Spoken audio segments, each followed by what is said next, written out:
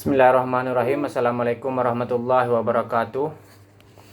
Alhamdulillah raditu billahi rabba wa bil islami dina wa bi Muhammadin nabiyya wa rasula. Rabbi shrah li sadri wa yassir li amri wa hlul 'uqdatam min lisani yafqahu qawli. Bertemu kembali dalam channel Filsafat Terakhir untuk membahas tentang kitab Tibyan fi Ma'rifah al-Adyan bagian kedua. Setelah sebelumnya Nuruddin Araniri membahas tentang taifah-taifah, aliran-aliran yang menyembah patung, lalu membahas tentang aliran Zoroaster yang menyembah kepada cahaya atau menyembah kepada api. Selanjutnya selanjutnya Nuruddin Araniri langsung mengkaitkan ajaran Hamzah Fansuri dengan ajaran daripada Zoroaster itu yang dianggap identik dengan ajaran Hamzah Fansuri dan identik juga dengan ajaran falsafah yang khususnya ajaran cahaya ini diajarkan oleh Neoplatonis, yang juga Neoplatonis itu sebenarnya mengambil semangat daripada filsafat timur tentang ajaran cahaya. Sebenarnya ajaran tentang cahaya ini juga diambil analoginya oleh Imam Al-Ghazali, meskipun Imam Al-Ghazali mengakui menggambarkan Tuhan sebagai cahaya itu diinspirasikan dalam surat An-Nur. Meskipun demikian, pada prinsipnya adalah sebagai cahaya itu hanya sebagai analogi, kiasan, bukan sebenarnya mengatakan Allah itu adalah cahaya. Karena cahaya itu dianya itu sensibel, bisa diindrai, sementara Allah Ta'ala itu tidak bisa diindrai. Jadi hanya menganalogikan, mengambil sifat khas daripada suatu maujudat, lalu sifat khas itu dijadikan sebagai analogi untuk menggambarkan hal-hal yang tidak terindrai. Baik, saya bacakan saja. Itikad Hamzah Fansuri. Demikianlah itikad Hamzah Fansuri, katanya dalam kitab Asrar Arifin, bahwa cahaya yang pertama cerai daripada zat Allah itu Nur Muhammad. Maka daripada perkataan ini cenderung kepada mazhab Tanasukiyah dan serupa dengan kata falsafah bahwa adalah hak Ta'ala itu suatu jauhar yang basit. Dan demikian lagi itikad wataniyah yang daripada kaum Barahimah dan Samaniyah yang mendiami negeri Tabid, seperti itikad kaum Hululiyah yang mendiami negeri Hulwaniyah dan di benua Hindustan. Demikian itikad mereka itu. Jadi itikad Hamzah Fansuri tentang analogi cahaya itu diidentikan dengan ajaran daripada Zoroaster dan ajaran-ajaran dalam agama Hindu. Selanjutnya bahas sahib Alkitab. Adapun hukum Majusi itu, kata setengah ulama, bukannya ahlul kitab, dan kata setengah ulama ia ahlul kitab, dan kata setengah ulama bahwa ia sahibul kitab. Kata Ali karamallahu wajah adalah bahwa Majusi itu kitab turun daripada Allah Ta'ala, dan ada pada mereka itu seorang raja yang adil adalah segala manusia, pengasih dia karena adil. Bahwasanya Sayyidina Ali pernah mengatakan bahwasanya orang-orang daripada Zoroaster itu adalah juga ahli kitab, namun mereka melakukan suatu pelanggaran hukum, yaitu melakukan mengawini saudari kandung mereka sendiri, sehingga dari mereka dicabut kitab tersebut. Adapun sebab dinamai akan mereka itu sahibul kitab, karena ada seorang bernabi-nabi bernama Zardashiah, ialah mendakwa dirinya nabi, dikarang sebuah kitab bernama Zendufan atau Zen Afes. Kemudian mereka itu terpecah kepada 3 kelompok, yaitu Zardashiah, Mazdakiyah, dan Nusriyah. Adapun taifah Dahriyah itu beritikad bahwasanya ibarat tiada memberi satu faedah, hanya saja masa jua yang menghendaki baik dan jahat dengan khasiat adat. Mereka diidentikan dengan kelompok yang mengakui bahwasanya segala hukum yang terjadi di alam itu terlepas daripada tangan Tuhan, persis seperti analogi itikad yang mengatakan Tuhan itu seperti pembuat jam. Setelah dia membuat jam itu, setelah membuat alam, maka alam itu dibiarkan dengan hukumnya. Ini seperti juga hukum yang berlaku pada masa modern, sebagaimana yang bisa kita lihat dalam teori compleksitas, teori chaos, dalam buku The End of Science, dan bisa juga kita temui penjelasan itu dalam novel Origin karya Dan Brown yang mengatakan bahwasanya alam semesta ini terjadi daripada hukum chaos, terjadi dengan sendirinya dan berlaku dengan sendirinya tanpa ada kendali daripada Tuhan. Lagi pula barang siapa berbuat kebajikan seperti memberi sedekah dan mengasihani segala yang bernyawa, lagi tiada ia membunuh, maka jadinya dia menjelma lembaga manusia yang mulia. Jadi ada ajaran daripada Dahriyah ini adalah meyakini bahwasanya orang yang berbuat kebaikan akan dibangkitkan sebagai manusia, sementara orang yang berbuat keburukan akan dibangkitkan seperti ular, kala, atau anjing, atau babi, atau tikus, atau kerbau, atau lembu. Jadi mereka mengatakan manusia itu bisa berbangkit kembali di alam dunia menjadi manusia bila baik, dan menjadi berbagai-bagai hewan bila dianya itu berbuat keburukan sampai 7 kali, sehingga dia bisa menjelma menjadi manusia lagi. Itikad ini tentunya bertentangan dengan paham sebagian filosof dan bertentangan dengan paham itikad dalam Islam secara umum yang tidak menerima reinkarnasi. Hanya saja kita meyakini bahwasanya manusia itu sesuai dengan bagaimana karakteristiknya, lalu dia sebagaimana karakteristik itu begitulah sebenarnya bentuknya, karena sifat itu mengikut kepada bentuk itu mengikut pada sifat. Namun karena Allah memberikan menutup aib kita sehingga kita masih berbentuk seperti manusia meskipun kita berperangai seperti berbagai hewan. Nanti ketika kita dibangkitkan kembali, barulah zahir daripada bagaimana bentuk dan rupa kita sebagaimana kita perbuat di alam dunia ini. Selanjutnya berbahas tentang taifah para hukama, yang mana itikad mereka itu adalah bahwasanya alam itu kadim dari karena kejadiannya itu pada takdir Allah, yaitu muhtaj alam kepada Allah Ta'ala.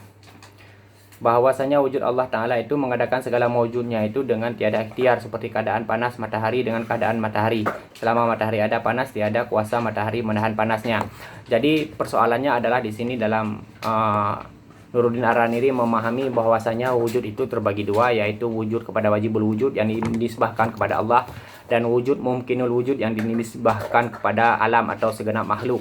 Padahal sebenarnya dalam pemahaman filosof, khususnya yang diserang di sini yang nampak adalah filosof Masyaiyah atau peripatetik. Sebenarnya peripatetik itu memahami wujud itu ada 4.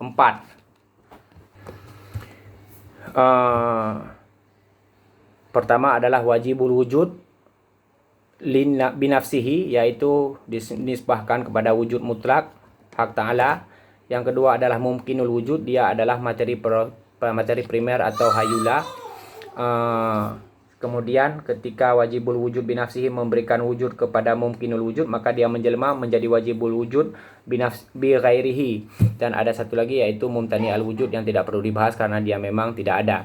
Sementara dalam pemahaman Ar-Raniri wujud itu terbagi dua, yaitu kepada wajibul wujud ke hak Ta'ala, yakni alam. Selanjutnya adalah mumkinul wujud, yakni alam. Jadi berbeda pemahaman tentang filsafat di sini, yaitu filosof sebenarnya meyakini alam semesta ini adalah wajibul wujud karena wujudnya itu telah aktual tetapi binafsihi. Sementara hak Ta'ala itu adalah wajibul wujud, alam itu adalah wajibul wujud bi ghairihi, sementara hak Ta'ala adalah wajibul wujud binafsihi. Sementara mumkinul wujud itu kalau dalam pemahaman Ar-Raniri adalah alam semesta yang telah aktual, sementara dalam pemahaman filosof hanyalah dia adalah mahayula atau materi primer. Jadi berbeda pemahamannya di sini sebenarnya, sehingga Ar-Raniri menyerang para filosof dengan cara dia memahami itikad yang berbeda. Dan lagi bahwasanya dia melihat bahwasanya alam itu seperti sinar matahari, kemudian analoginya seperti hak Ta'ala atau Tuhan itu seperti matahari, yang mana matahari tidak kuasa untuk menahan panasnya selama dia ada. Jadi Arandiri mengatakan filosof beritikat bahwasanya alam ini adalah kekal selama Tuhan itu ada. Tapi sebenarnya penjelasan filosof di sini adalah untuk menjelaskan bahwasanya selama dia disebut sebagai Tuhan, maka dia itu berkonsekuensi pada memiliki hamba. Selama dia adalah pencipta, maka berkonsekuensi pada dia mempunyai ciptaan. Ini adalah sesuatu yang harus sesuai dengan hukum makulat, yaitu suatu konsep makulatus sani falsafi, dia perlu konsekuensinya. Misalnya seorang disebut paman ketika dia memiliki keponakan, itu adalah hukum mutlak dalam ilmu logika. Jadi bukan berarti para filosof mengatakan alam ini adalah kekal selama-lamanya. Jadi ini adalah kesalahpahaman. Bahwa 7 pencipta langit dijadikan Allah Ta'ala daripada tiada kepada ada. Hanya saja zahir keduanya dalam takdir masa dan lagi kepada kata mereka itu bahwasanya hak Ta'ala tiada menjadikan suatu perbuatan hamba daripada tiada kepada ada. Dianggap oleh Arandiri, filosof mengakui bahwasanya alam ini diciptakan dari keberadaan, bukan daripada ketiadaan. Padahal maksud filosof dalam ini untuk menjelaskan bahwasanya mustahil terjadinya sesuatu keberadaan dari ketiadaan, karena dalam kaidah filsafat adalah yang tidak memiliki mustahil memberikan. Jadi bila sesuatu itu tidak ada, dan dia mustahil untuk menjadikan sesuatu yang lain menjadi ada. Karena dia tidak memiliki wujud, ketiadaan itu tidak memiliki wujud, maka mustahil dia bisa menghasilkan wujud. Sehingga yang benar adalah bagaimana wajibul wujud binafsihi itu memberikan wujud kepada mumkinul wujud, sehingga mumkinul wujud teraktual menjadi alam, sehingga dia menjadi wajibul wujud bi ghairihi. Ini sebenarnya yang benar daripada pandangan para filosof.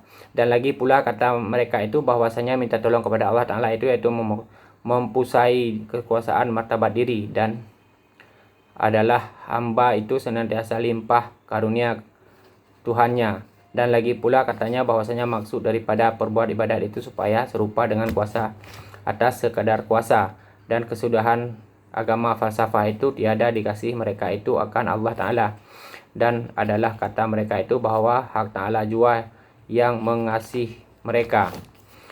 Dan lagi pula kata mereka itu bahwasanya Allah Ta'ala itu adalah mengetahui tiadalah mengetahui juz'iyah, adalah hak Ta'ala tiada mengetahui juz'iyah. Dan lagi pula kata mereka itu bahwasanya Allah Ta'ala tiada kuasa atas segala sesuatu, dan tiada kuasa atas yang tiada diperbuatnya, dan tiada ia kuasa mengubah alam ini menjadi segala isinya.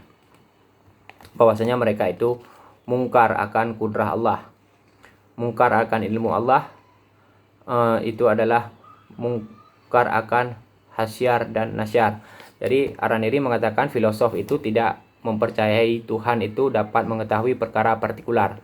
Sebenarnya yang ingin dijelaskan oleh filosof adalah Tuhan itu tidak mengetahui perkara partikular sebagaimana cara manusia mengetahui.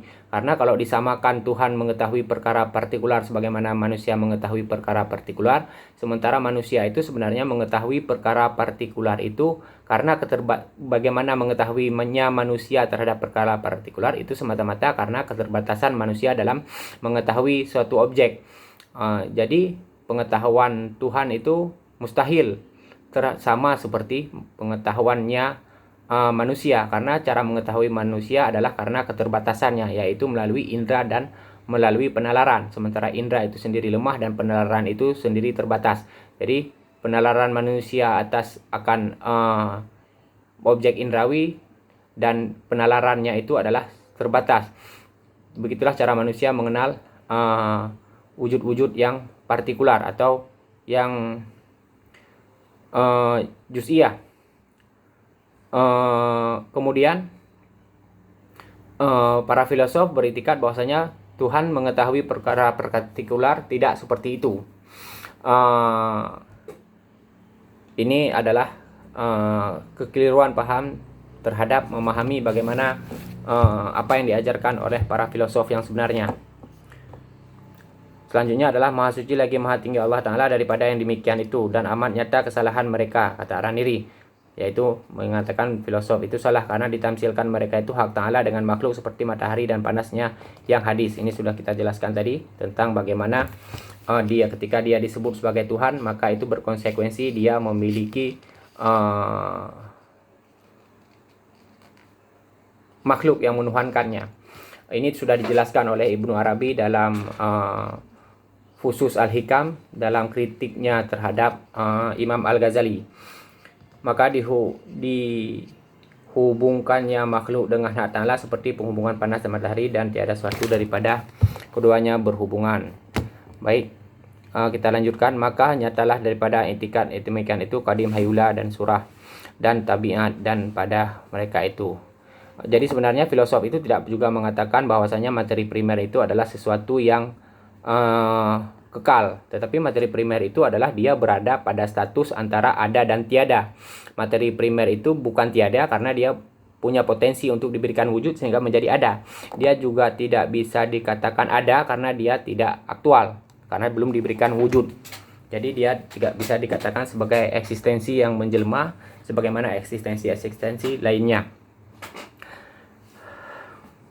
Maka adalah itikat segala Islam bahwasanya subhanahu hak Ta'ala itu sebagaimana dengan ikhtiarnya, seperti firman-Nya dalam yang maha tinggi, yaf'alullahu ma yasha' wa yakhtar. Artinya diperbuat Allah Ta'ala barang siapa yang dikehendakinya dengan ikhtiarnya. Dan lagi firman Allah Ta'ala yang artinya tiada kulihat ya Muhammad kepadamu betapa kuhamparkan akan bayang-bayangnya, jika dikehendakinya niscaya dijadikan tetap. Bahwasanya Tuhan punya kuasa untuk menarik eksistensinya daripada alam sehingga alam menjadi musnah tiada. Dan ini sebenarnya filosof juga mengakui demikian, bahwasanya wujud-wujud yang dimiliki alam itu bergantung mutlak kepada hak Ta'ala. Sebentar saja hak Ta'ala itu mencabut wujudnya, sehingga alam itu yang diberikan wujud oleh hak Ta'ala menjadi sirna, menjadi tiada, menjadi musnah.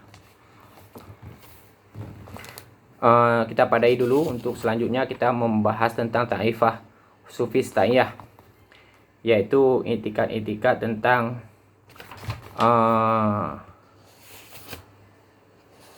berbagai persoalan. Billahi taufiq wal hidayah. Kita lanjutkan untuk edisi selanjutnya. Assalamualaikum warahmatullahi wabarakatuh.